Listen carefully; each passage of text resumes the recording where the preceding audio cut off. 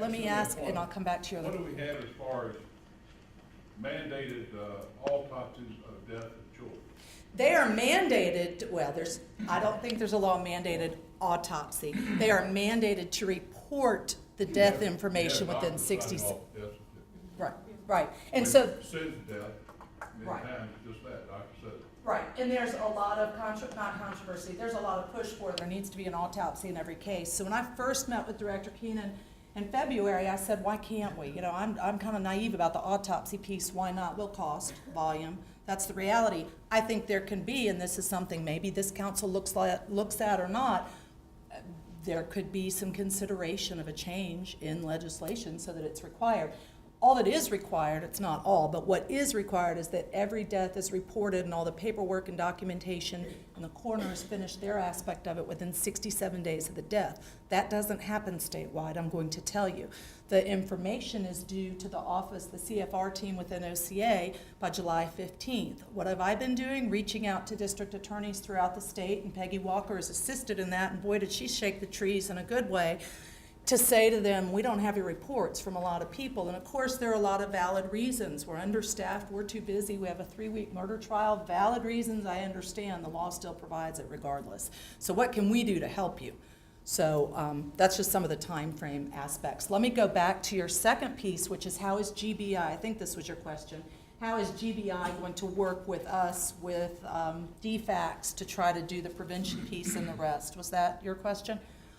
I don't know how to answer that definitively. I can tell you this, they have a very strong person that they have put as the leader for the CFR team, which is currently 3 employees, 2 program managers that do the data piece, and a prevention person that analyzes that data and works on preventative measures. Trevor and I have been working together on the transition. She's very passionate. This is all she'll be doing, and she believes that the prevention piece can be taken a lot further than it has been, and I would not disagree with that. One of the mechanisms she hopes to use is the actual child fatality review panel. Those are the members appointed by the governor by code, and utilize that panel to go to them and say, now that we have the best data we can and we've used our investigative authority and powers to get all this data, what do you want to do with it, panel? How can we best implement it? And what can we do with other agencies to utilize it in the best way? We and she at OCA and GBI, I'm working with Dan Kirk, are working on all the MOUs and data sharing agreements just to cross the T's, dot the I's, so that they will have the same working relationship with Department of Health, with DFACS, with OCA, so the data can be freely shared. But to answer, I really think that's open. And so I think there's a real opportunity to provide input into that aspect of it, and I believe they'd be receptive to that after my discussions with Director Keenan. Because it's new for them, right? It's a new thing for GBI to have. Yes, Judge? This is my 3rd year on child fatality review. In a short piece of the work that I've done, it's clear to me that our weak link with our teams is knowing what prevention would be effective, and then for it coming into the state to be able to do a plan, but we don't have any way of implementing the plan. So that's what I was talking about our work being done in isolation and not being a means of carrying it out, because public health is where your injury prevention is housed. But yet public health is not necessarily a part of the CFR team making the recommendations at the local level. And then when those recommendations are made, there's no one responsible for implementing recommendations. And that I think the GBI intends to change to ensure that there is a responsibility by the CFR team members to make sure that happens. That's the prevention piece that I'm not going to speak for GBI, I don't mean to or pretend to, but I can tell you I think they recognize that opportunity. I think this is the time to share any thoughts about there's this opportunity, and I'm glad you're on the panel for that reason, to say we need to be able to do this more effectively. Did that answer your question, Stephanie? Yes. Okay. Well, it seems like there's good opportunity to Yes. kind of craft that relationship. And under the medical, do you have that broken out by why the death occurred medically? So, like for instance, with some of the children, it could be noncompliance from medication, which that's a parental neglect issue. It's not that the child really died from, medical reasons that were unpreventable. So So do we have breakouts that specifically under the medical category? I can. I don't have it with me, but I can pull it in any way that you want it broken out. Because I think one of Be the happy to. opportunities we have with some of these statistics is to really peel away the layers of the onion, because I think that there may be, you know, deaths in here that are preventable. Yes. If we look at it from kind of the parental side of it. And I know that that's something, you know, Donna and I, Donna Highland and Cho and I have talked a lot about. And again, I can do that, and I'm more than happy to, because I think there's so many different ways to look at statistics, and it's why a council like this is invaluable. You can say, this is the statistic that's going to help us decide what to do best. Yes, ma'am. Yeah, I have a question about the ICPC. Yes. Those 600 plus youth who are waiting. Mm-hmm. What are the implications of that besides the fact that, is it just that they can't get Medicaid, or like what are other implications of these young people who are sitting there? To me, the biggest part is they're not with family. Good Lord, they could be with family. They could have been a family, you know, at 30 days after coming into care. Instead, they may not even be visiting with their family. So a year later, they're bonded to a foster family, like Judge Walker mentioned, and they don't even have a relationship with a grandmother that wants to raise them. To me, that's one of the biggest implications. The other benefits aspect is a huge implication, because you don't want them to suffer and not have insurance and all the different benefits available. But those would be the primary two from my perspective. And permanency for the child, which goes hand in hand with being a relative. But achieving permanency that's healthy and good for the child. Back to your statistics. Yes. How does our numbers in Georgia compare with other states? Because looking at it in a vacuum, we don't have a sense of how does this compare with other states around the country?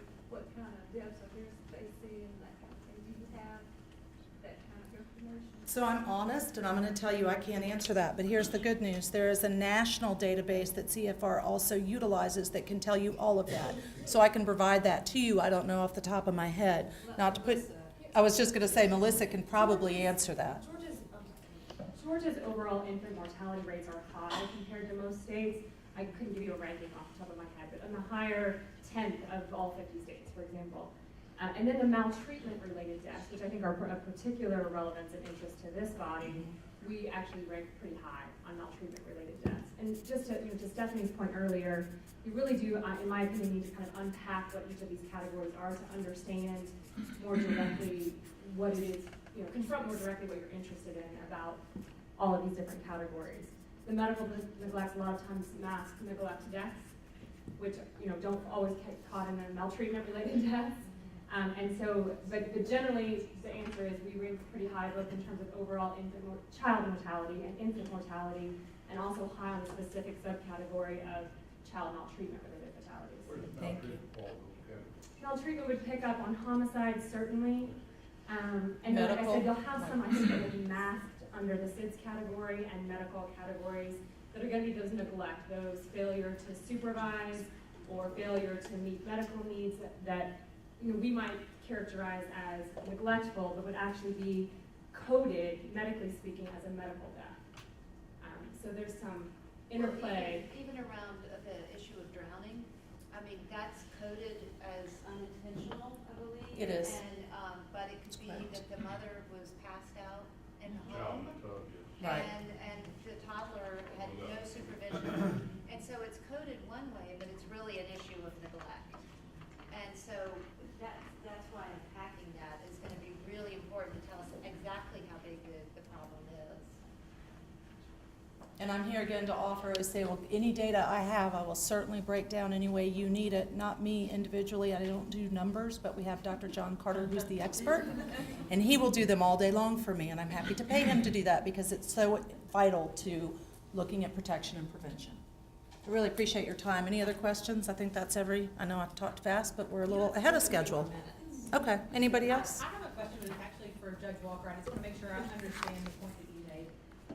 When you were talking about the child fatality review and the weak link being that we don't understand, what we could have done from a preventative standpoint. Are you talking about within Child Protective Services? No. When Child Fatality Review makes their report, there's a section of it that they're supposed to put prevention recommendations. There's almost always no recommendations. Got it. And But that's easily fixable, you I was know? just trying to understand exactly what you meant by the weak link there as we try to improve the practice there. It's our trial fatality teams.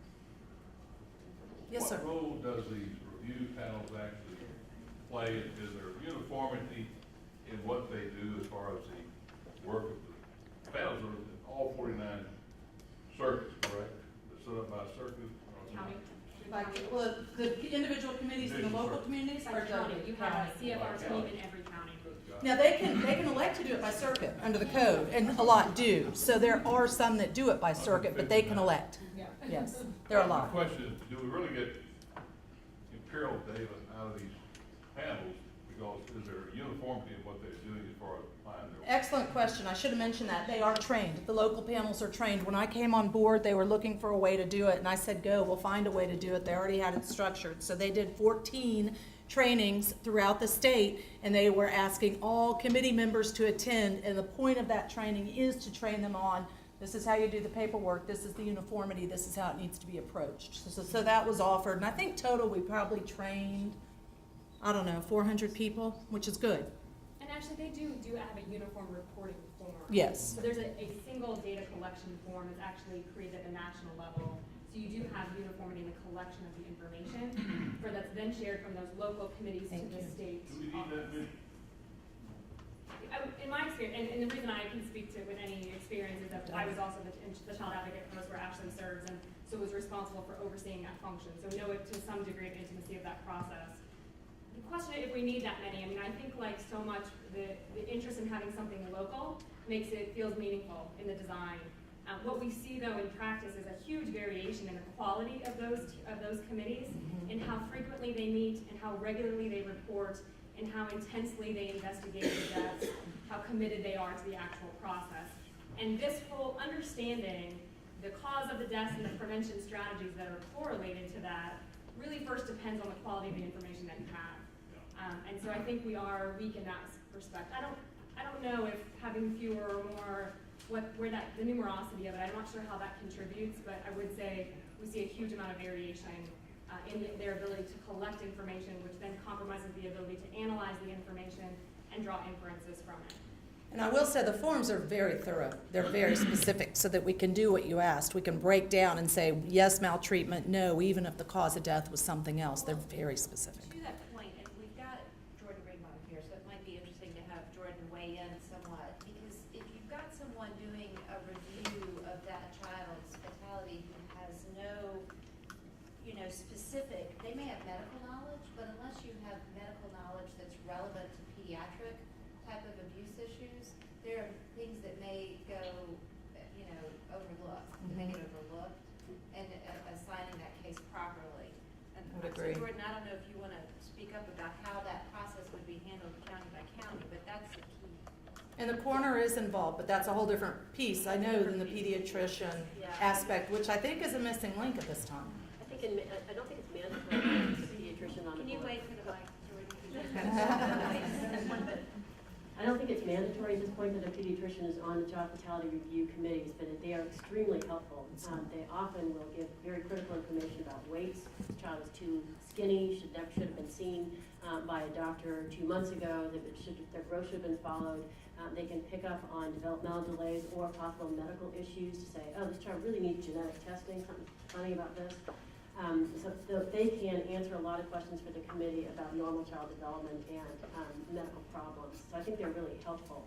And the medical examiner is excellent as well, but their expertise is a lot different. Right, So I would agree. So is Jordan correct? It It's is. not required to have a pediatrician? That's correct. So that's good looking fruit. So Yes. is it standard the people who serve on these in individual counties, is it standard the types of people who serve? It's legislative, it's in the code, the different types of people who need to be included, coroner, district attorney's office, et cetera. But the district attorney is responsible ultimately for getting the committee together, and they do have some discretion, so they could pull people in, pediatricians, for instance, but I don't think that they do.